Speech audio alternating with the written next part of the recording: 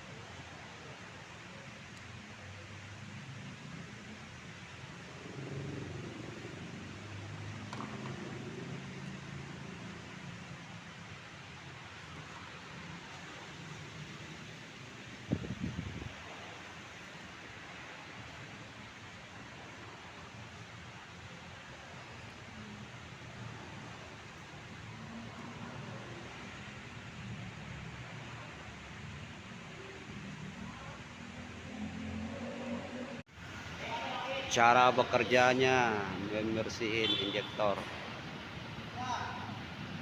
Tuh cara bekerjanya.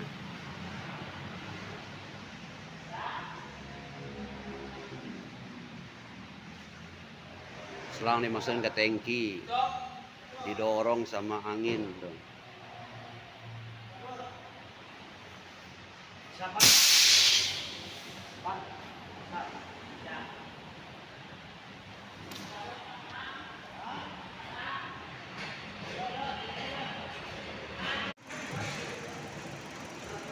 Nggak orang aja yang diimpus, mobil juga diimpus.